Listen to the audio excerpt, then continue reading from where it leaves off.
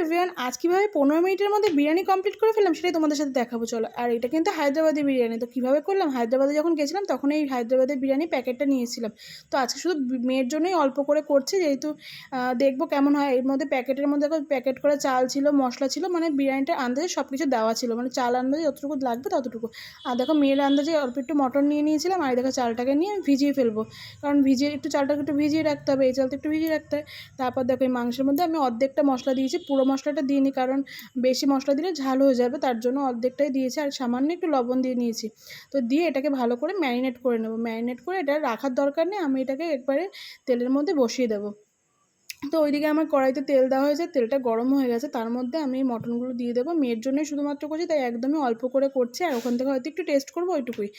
আর এর মধ্যে যেটুকু মানে যেটুকু আর কি ছিল মশলা বা চালটুকু, ওটা তো মেয়েরই হবে, আর কারো হবে না, এরকম একটা, মানে মেয়ে দুবার খেলে হয়ে যাবে এরকম। তারপর দেখো আমি মশলাটা কষা যখন হয়ে গেছে, তেল ছেড়ে দিয়েছে, তারপর ওর মধ্যে একটু জল দিয়ে দেবো। জলটা একটু ফুটে উঠলে তারপর এটা প্রেশারে দিই, যেহেতু মটন দিয়ে প্রেশারে একটু সিটি দিতে হবে, চিকেন হলে সেটা দেওয়ার দরকার ছিল না। এই দেখো প্রেশারে আমি দিয়ে দেবো।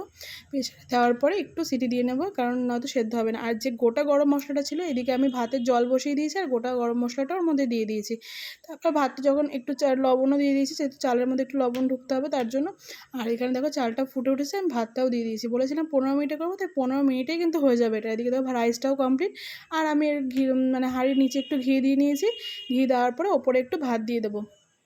ঘিটা চারিদিকে হাঁড়ির নিচে ছড়িয়ে দিই, তারপর ভাত দিয়ে দিয়েছি। দেওয়ার পরে এটা কিন্তু মানে আমাদের যেমন নর্মাল বিরিয়ানিতে কেওড়ার জল, গোলাপ জল, আতর এইসব দিতে হয়, এটাতে কিচ্ছু দিতে হয় না। জাস্ট মাংসর যে মশলাটা থাকে সেটা দিয়ে সব কিছু হবে বিরিয়ানিতে। আর একটু সামান্য ঘি তোমার ইচ্ছে দিলেও দিতে পারো, না দিলেও না দিতে পারো, কোনো ব্যাপার না। সেরকমভাবে এটা মানে প্রসেসিংটা লেখা ছিল দেখেছি। তো দেখো আমার কিন্তু বিরিয়ানি কমপ্লিট। একটু ঢাকা দিয়ে রেখে দিই, পরে আলতো হাতে নাড়াচাড়া দিয়ে নিয়েছি। ব্যাস বিরিয়ানি কমপ্লিট। এটা যেহেতু মেয়ের জন্য, তাই জন্য মশলাটা কম দেওয়ার জন্য এরকম কালার হয়েছে। আর যেহেতু বেশি ঝাল হয়ে যাবে, যেহেতু ঝাল দেওয়াই ছিল। তা ভিডিওটা কেমন লাগলো অবশ্যই কিন্তু জানিও। বিরিয়ানিটা কিন্তু দারুণ ছিল। আর ভিডিওটা এই পর্যন্ত, ভালো লাগলে লাইক, কমেন্ট, শেয়ার, সাবস্ক্রাইব করে দেয়। আর মাংসটাও কিন্তু দেখো পুরো সফট হয়েছে মটনটা। আর দেখো মেয়েও খেতে বসে গেছে। তো আজকের জন্য টাটা, নেক্সট ব্লগে আবার তোমাদের সাথে দেখা হচ্ছে। Bye bye.